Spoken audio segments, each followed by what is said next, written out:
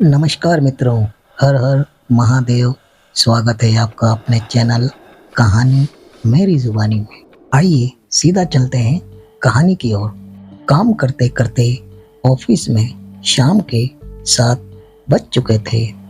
मैं लास्ट व्यक्ति था जो अपने प्रोजेक्ट को समय पर पूरा कर पाने में ज़रा सा चूक गया।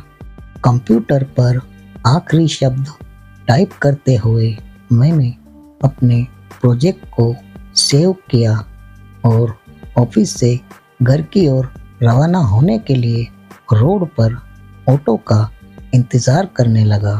उस वक्त रात के 8:15 हो चुके थे। एक आते हुए ऑटो की लाइट दूर से दिखाई दे रही थी।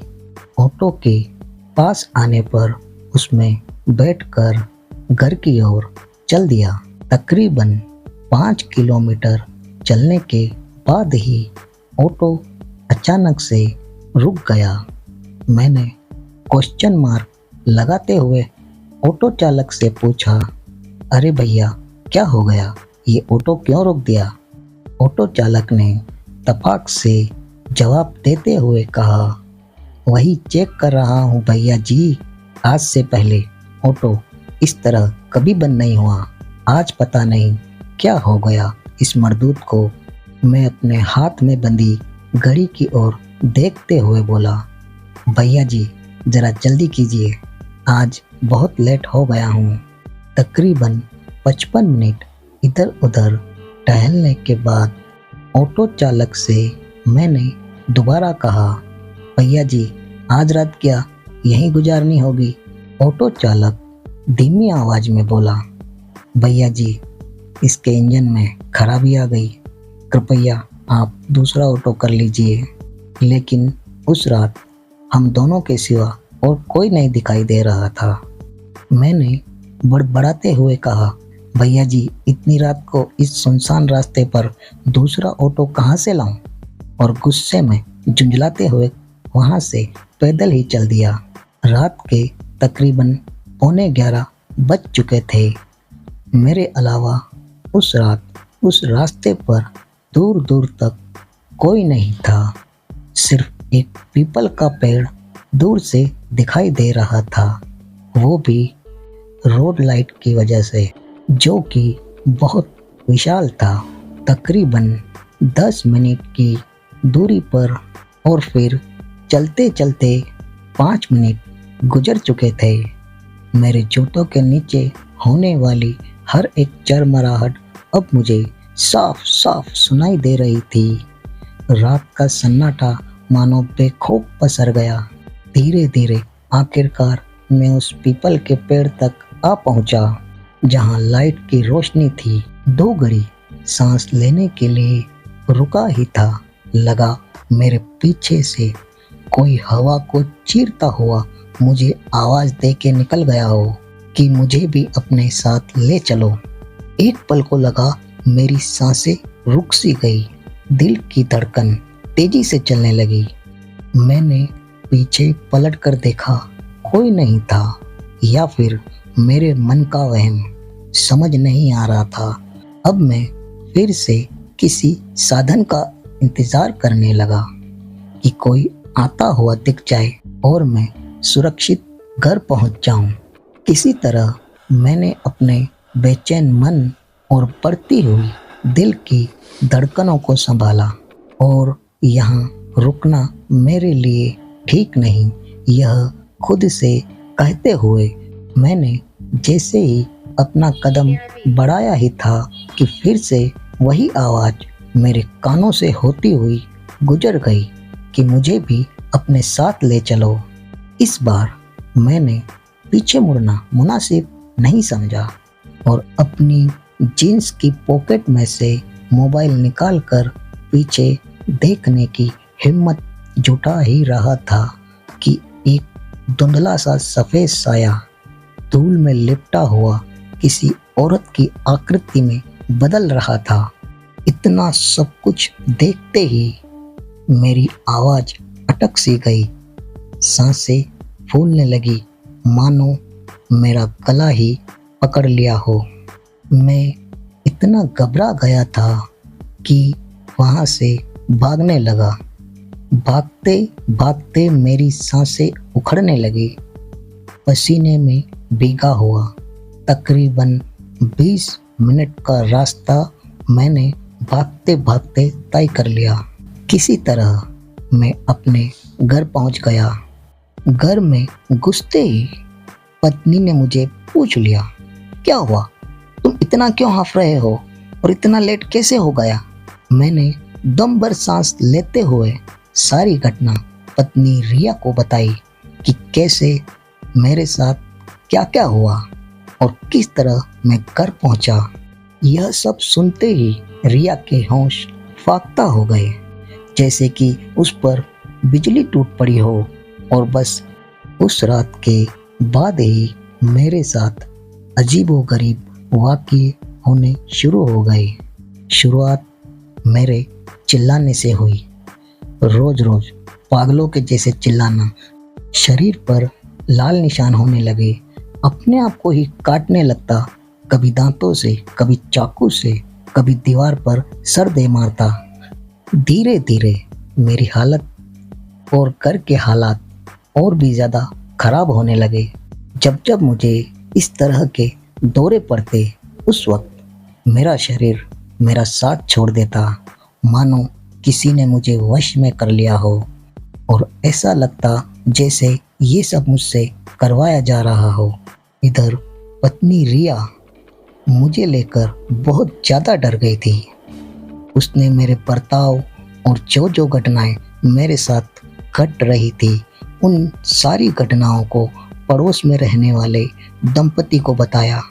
उन्होंने सब कुछ सुना और उस वक्त कोई जवाब नहीं दिया, बस हैरानी से सुनते हुए सन्न रह गए, जैसे उनके दिमाग में कुछ चल रहा हो।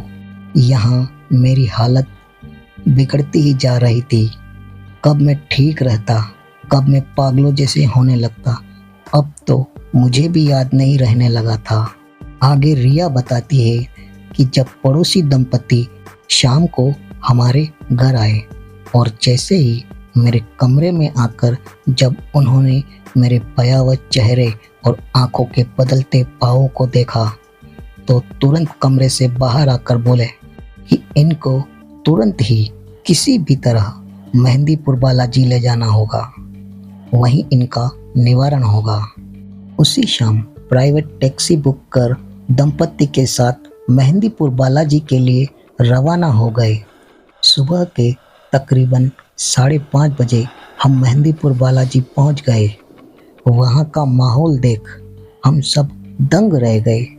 बाहर एक अलग ही शांति सुकून, मानो बालाजी स्वयं साथ चल रहे हो। लेकिन बालाजी के मंदिर में पैर रखते ही डर, खौफ, मानो सब खत्म हो गया हो। कुछ क्षण के लिए हम सब भूल गए कि हम यहाँ आए क्यों हैं। लेकिन हमारे मन की स्थिति इस खुशी को महसूस कर पाती उससे पहले ही चीखों चिल्लाहटों का शोर डर जाने के लिए काफ़ी था। पास ही के कमरों से कई चीखें एक साथ कानों से गुजरने लगी। जंजीरों में जकड़े हुए कई इंसान बंधे हुए। यह एक ऐसा वाकया था जो कभी नहीं देखा मैंने। जैसे तैसे हम मंदिर के गुरुजी के कमरे में पहुंच गए और सारी घटनाएं गुरुजी को बताई। उसी सुबह से गुरुजी ने बालाजी के मंत्रों के साथ मेरे पति का उपचार शुरू कर दिया। मंत्रों के उच्चारण के साथ ही मेरे पति फिर से अपनी उन्हीं हरकतों में आ गए जो कि घर पर कर रहे थे।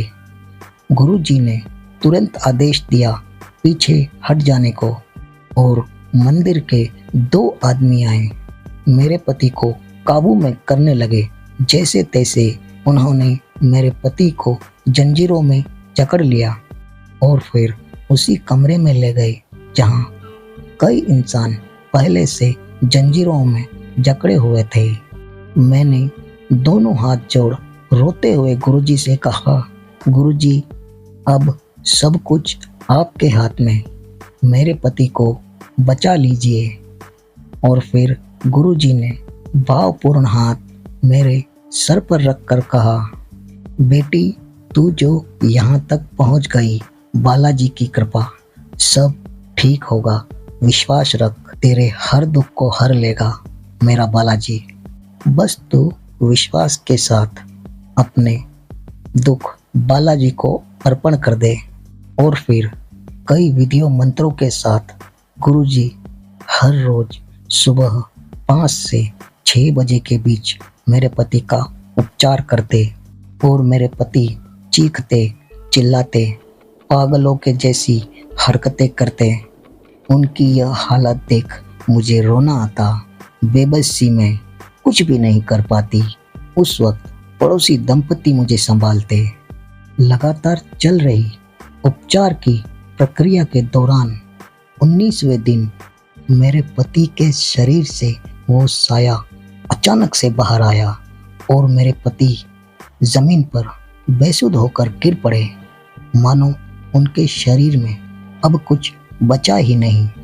और गुरुजी के द्वारा उस साये से पूछताछ के दौरान पता चला कि वो जो साया था वो किसी महिला का था, जो कि उस रोड पर 3 साल पहले सड़क हादसे में मारी गई थी। और ठीक 21वें दिन सुबह मेरे पति को मेरे सामने सही सलामत लाकर खड़ा कर दिया गुरुजी ने। मेरी आंखों से खुशी के आंसू रुकने का नाम नहीं ले रहे थे, मानो मेरी जिंदगी लौट आई हो।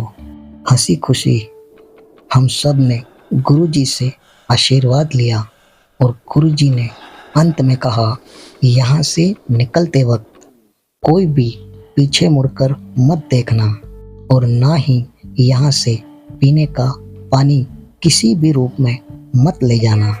आखिरकार हम सब ने मेहंदीपुर बालाजी से विदा ली। घर पहुंचकर हमने अपने पड़ोसी दंपति को दिल से धन्यवाद दिया और उस रोड से दोबारा कभी नहीं जाने का फैसला किया। आज अगर मैं जिंदा सही सलामत अपनी पत्नी के साथ हूँ तो वो है मेहंदीपुर बालाजी और अपने पड़ोसी दंपति की वजह से। जितना धन्यवाद करूँ उतना ही कम लगता है। आज मैं हंसी खुशी अपनी पत्नी और 2 साल के बेटे के साथ बहुत खुश हूँ। आज की कहानी में बस इतना ही। कहानी अगर पसंद आई हो तो वीडियो को लाइक शेयर कमेंट ज़रूर करें। मैं मिलूँगा फिर किसी नई कहानी के साथ। तब तक के लिए हर हर महादेव।